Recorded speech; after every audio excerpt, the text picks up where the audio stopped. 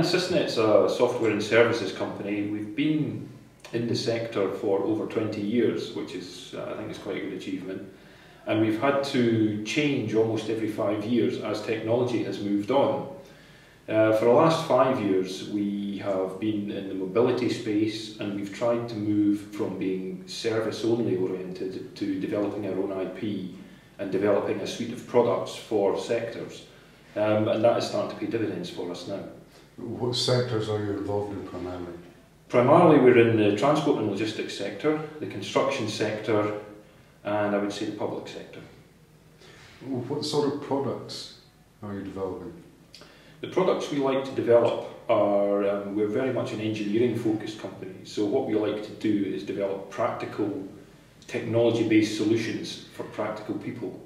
So the construction sector, for example, we develop a defect management system that uses an innovative digital pen to allow people to record defects using a pen and paper the way they always have done.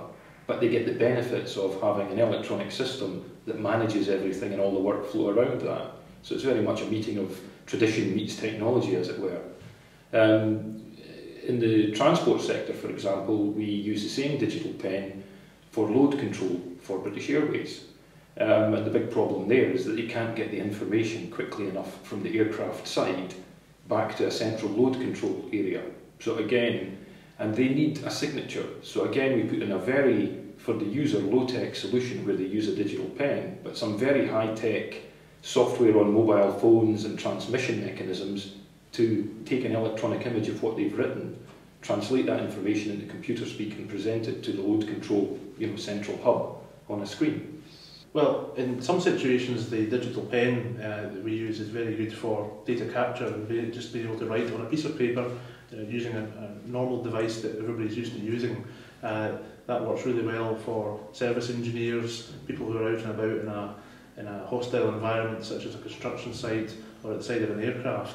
And in many situations that works really well.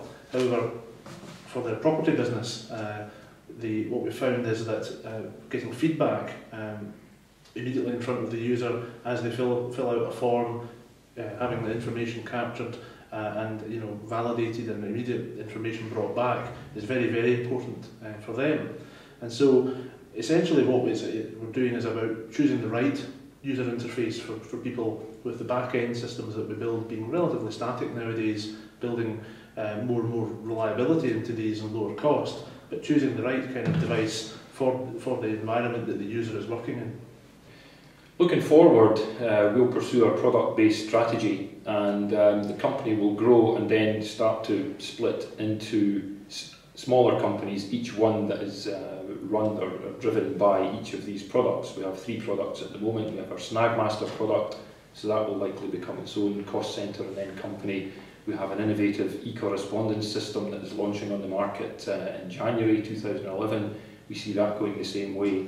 And we have something else coming in the middle of the year for the property market.